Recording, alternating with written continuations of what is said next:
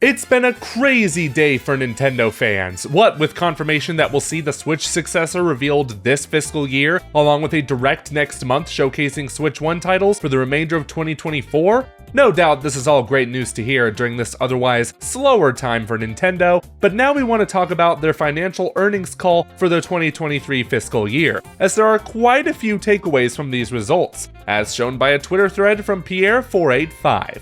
Like how the Switch is close to surpassing the Nintendo DS and PS2 sales. As of March 2024, the Switch has sold 141.32 million units, and Nintendo is forecasting that it'll sell 13.5 million more in the next fiscal year ending March 2025. If it sold that amount, it would break the Nintendo DS's record of 154.02 million units sold, and it would be right behind the PS2's 155 million. In that sense, Switch is on the verge of becoming the best-selling video game platform of all time.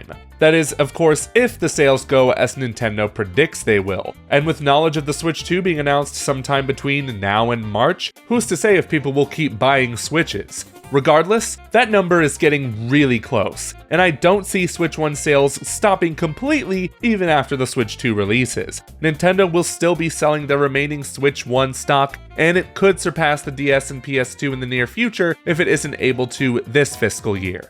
This brings us to point number 2. The Switch ain't dead yet. While Switch sales have certainly been slowing down, that doesn't mean Switch owners have left their units to collect dust. Annual playing users have increased every year and are now at their highest with 123 million. Even when the Switch 2 comes out, the majority of these users aren't going to pick one up for a while, so it's likely that there will still be millions of Switch players for years. That and people are still buying Switch games, be it new ones like Tears of the Kingdom and Mario Wonder, or the evergreen titles like Mario Kart 8, Pokemon, and Animal Crossing. There's no question, people are still buying and playing Switch software even 7 years later. These sales also prove that Mario fever is real, and it's hot. Of course, Mario has always been popular, but ever since that movie came out last year, it's only increased. Let's look at Super Mario Bros. Wonder. The game isn't even 6 months old and has already sold over 13 million units. Although 2D Mario has always had widespread appeal, so let's get a little more niche with Super Mario RPG, a remake of the Super NES game. To date, it has sold 3.31 million copies, making it the 4th best-selling Mario RPG. Can you imagine what the sales will be for Paper Mario: The Thousand-Year Door?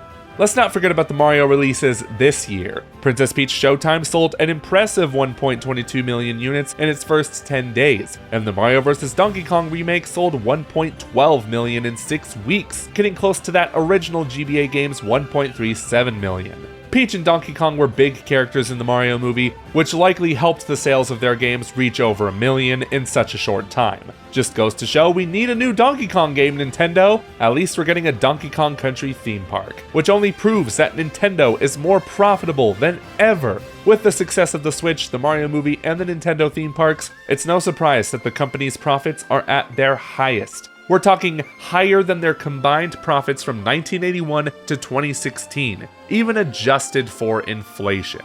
Look, I knew Nintendo was successful, but I didn't think they were rolling in that much dough, and to think this is coming off the financial disaster that was the Wii U era. Honestly, this success is more than earned, as Nintendo is pretty much responsible for bringing video games back from the dead in the 1980s with the NES.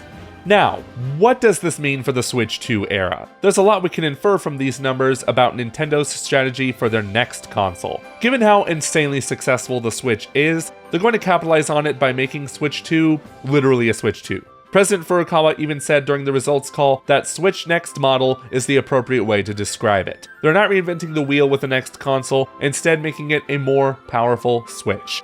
I also theorize they will try to match the release strategy by dropping a reveal trailer in October 2024, followed by a detailed presentation in January 2025, and a release that March. When it comes out, they won't drop the Switch 1 immediately since it has a large install base. Some games might come out on both Switch 1 and 2, and already released Switch 1 games will get next-gen patches. 60 FPS update for Thousand Year Door, everyone? Speaking of Mario, get ready for a lot more of that guy and his friends. The Mario movie brought the plumber even more mainstream, and Nintendo is going to capitalize on it in big ways during the Switch 2's launch year. We're talking a new 3D Mario, Mario Kart 9, and maybe even a new Donkey Kong game. Oh, it can't just be launch year they're gonna go Mario crazy, because the movie is getting a sequel in April 2026. So there's gonna be even more Mario fever. And those are 5 key takeaways from Nintendo's latest financial earnings report. Let me know what you think in the comments below, subscribe to GameXplain, and hit that notification bell for more Nintendo content. Until next time, bye bye!